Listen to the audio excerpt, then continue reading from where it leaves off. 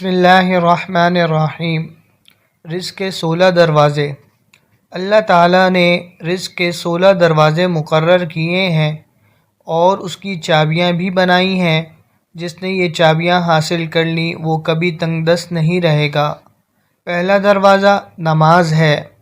جو لوگ نماز نہیں پڑھتے ان کے رزق میں برکت اٹھا دی جاتی ہے۔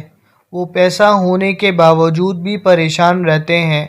رسول اکرم صلی اللہ علیہ وسلم فرماتے ہیں، جو شخص فریضہ الہی نماز کو انجام دیتا ہے اور اس کے بعد اللہ تبارک و تعالی سے کوئی چیز طلب کرتا ہے تو اس کی دعا بارگاہ خداوندی میں ضرور مستجاب ہوتی ہیں۔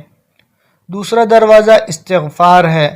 جو انسان زیادہ سے زیادہ استغفار کرتا ہے، توبہ کرتا ہے، اس کے رزق میں اضافہ ہو جاتا ہے اور اللہ ایسی جگہ سے رزق دیتا ہے جہاں سے کبھی اس نے سوچا بھی نہیں ہوتا۔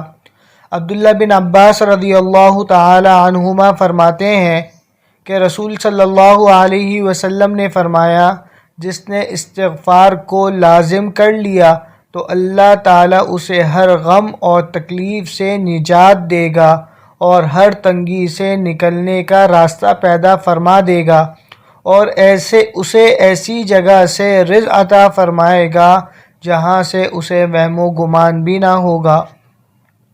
تیسرا دروازہ صدقہ ہے۔ اللہ نے فرمایا، تم اللہ کی راہ میں جو خرچ کرو گے اللہ اس کا بدلہ دے کر رہے گا۔ انسان جتنا دوسروں پر خرچ کرے گا اللہ اسے 10 گنا بڑھا کر دے گا۔ سیدہ اسماء بنت ابی بکر رضی اللہ تعالی عنہا کہتی ہیں، نبی کریم صلی اللہ علیہ وسلم نے مجھ سے فرمایا، اے اسماء، خیرات کو مت روکو ورنہ تمہارے رزق میں سے خیر برکت کو بھی روک لیا جائے گا۔ ایک دوسری حدیث میں یہ الفاظ بھی آئے ہیں، مال و دولت کو گنو مت ورنہ اللہ بھی تجھے گن گن کر دے گا، یعنی بغیر حساب کے خیرات کرو اللہ تعالیٰ بھی بے شمار دے گا۔ چوتھا دروازہ تقوی اختیار کرنا ہے۔ جو لوگ گناہوں سے دور رہتے ہیں اللہ اس کے لیے آسمان کے دروازے کھول دیتے ہیں۔ حضرت عبداللہ بن عباس رضی اللہ تعالی عنہ سے روایت ہے کہ رسول صلی اللہ علیہ وسلم نے فرمایا، جو شخص بکثرت استغفار کرتا ہے اللہ تعالیٰ اسے ہر غم سے چھٹکارا اور ہر تنگ دستی سے کشادگی عنایت فرماتے ہیں اور اسے ایسی راہوں سے رزق عطا فرماتے ہیں جس کا اس کو وہم و گمان میں بھی نہیں ہوتا۔ پانچواں دروازہ کثرت نفلی عبادت ہے۔ جو لوگ زیادہ سے زیادہ نفلی عبادت کرتے ہیں اللہ ان پر تنگ دستی کے دروازے بند کر دیتے ہیں۔ اللہ کہتا ہے، اگر تو عبادت میں کثرت نہیں کرے گا تو میں تجھے دنیا کے کاموں میں الجھا دوں گا۔ لوگ سنتوں اور فرض پر ہی توجہ دیتے ہیں، نفل چھوڑ دیتے ہیں جس سے رزق میں تنگی ہوتی ہے۔ چھٹا دروازہ حج اور عمرے کی کثرت کرنا۔ حدیث میں آتا ہے، حج اور عمرہ گناہوں اور تنگ دستی کو اس طرح دور کرتے ہیں جس طرح آگ کی بھٹی سونا چاندی کے میل کو دور کرتی ہے۔ ساتواں دروازہ رشتہ داروں کے ساتھ اچھے سلوک سے پیش آنا۔ ایسے رشتہ داروں سے بھی ملتے رہنا جو آپ سے قطع تعلق ہوں۔ آٹھواں دروازہ کمزوروں کے ساتھ صلہ رحمی کرنا ہے۔ غریبوں کے غم بانٹنا، مشکل میں کام آنا اللہ کو بہت پسند ہے۔ نواں دروازہ اللہ پر توکل ہے۔ جو شخص یہ یقین رکھے اللہ دے گا تو اسے اللہ ضرور دے گا اور جو شک کرے گا وہ پریشان ہی رہے گا۔ حضرت ابن عباس رضی اللہ تعالی عنہ سے روایت ہے کہ رسول صلی اللہ علیہ وسلم نے فرمایا، میری امت کے 70,000 افراد بغیر حساب جنت میں داخل ہوں گے۔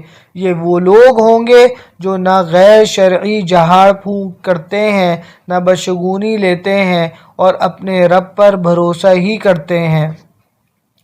10واں دروازہ شکر ادا کرنا ہے۔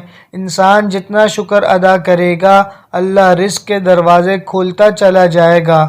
11واں دروازہ ہے گھر میں مسکرا کر داخل ہونا۔ مسکرا کر داخل ہونا سنت بھی ہے۔